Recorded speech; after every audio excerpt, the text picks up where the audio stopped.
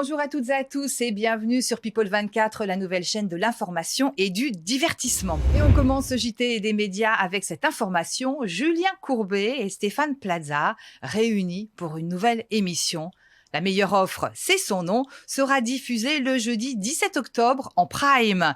Alors les deux animateurs phares de la chaîne aideront des propriétaires qui veulent vendre leurs biens immobiliers le plus tôt possible et cela pour différentes raisons. Alors Stéphane Plaza tiendra le rôle d'expert immobilier, un rôle qu'il connaît bien, et Julien Courbet fera office de défense des propriétaires. Ils devront trouver la meilleure offre pour chaque vendeur. Alors 3 familles participent à ce premier numéro de la meilleure offre. Cette première émission est un test et nul doute que si les audiences sont bonnes, eh bien d'autres numéros verront le jour. M6 mise donc sur un duo gagnant, Julien Courbet et Stéphane Plaza, les animateurs incontournables de M6.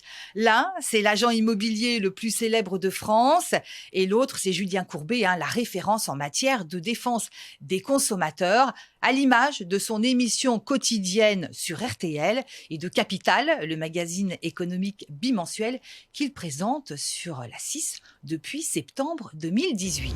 La boîte à secrets, c'est le nom d'une nouvelle émission diffusée sur France 3 le vendredi 18 octobre en prime time et elle sera présentée par Faustine Bollard.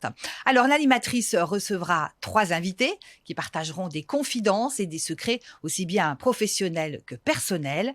Les 3 premières personnalités qui ont accepté de jouer le jeu sont Marc Lavoine, Lio et Slimane.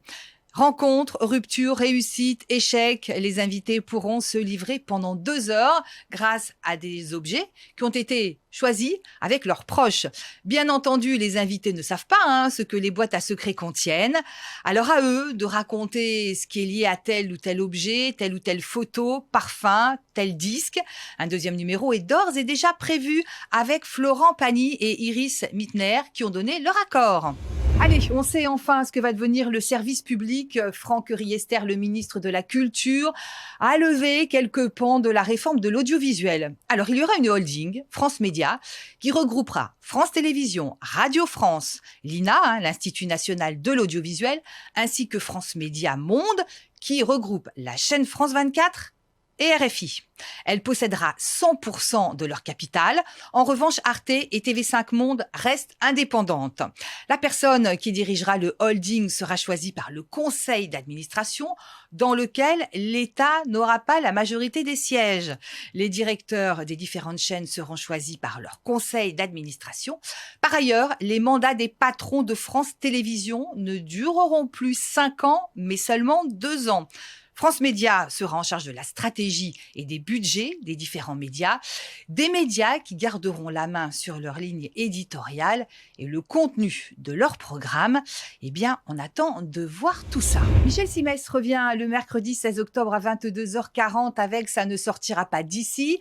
L'animateur sera accompagné de Jenny Ann Walker qui remplace Nicole Ferroni. Jenny Ann Walker est une jeune comédienne et humoriste d'origine québécoise.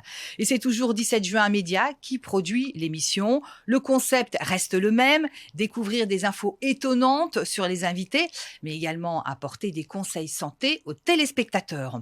Le programme promet davantage de petits sketchs humoristiques dans la salle d'attente avec cette fameuse assistante médicale et plus d'examens médicaux. Pour ce premier rendez-vous de la saison, Gérard Darmon, Harry Habitant entre autres, répondront aux questions de Michel Simès pour ce premier numéro de la saison. Enfin, j'ajoute que la saison dernière, les numéros diffusés ont réuni en moyenne près de 1 300 000 personnes. Et on termine avec les succès d'audience du mois de septembre. TF1 a gagné son pari avec Le Temps est assassin. Le premier épisode a réuni près de 5 200 000 téléspectateurs pour se stabiliser à 4 900 000 téléspectateurs pour les épisodes suivants. Les petits meurtres d'Agatha Christie, diffusés le vendredi soir sur France 2, font eux aussi un retour gagnant avec 4 500 000 téléspectateurs.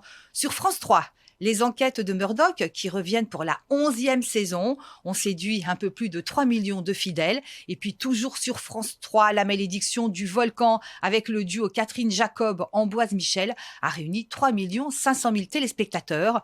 Le téléfilm a talonné Danse avec les stars, qui n'a été suivi que par 3 600 000 personnes. En comparaison, le premier prime de la saison 9 de Danse avec les stars, diffusé en septembre 2018, avait été regardé par 4 700 000 téléspectateurs. Eh bien voilà, c'est la fin de ce JT des médias. Je vous remercie de nous avoir suivis. À venir, d'autres informations sur People 24.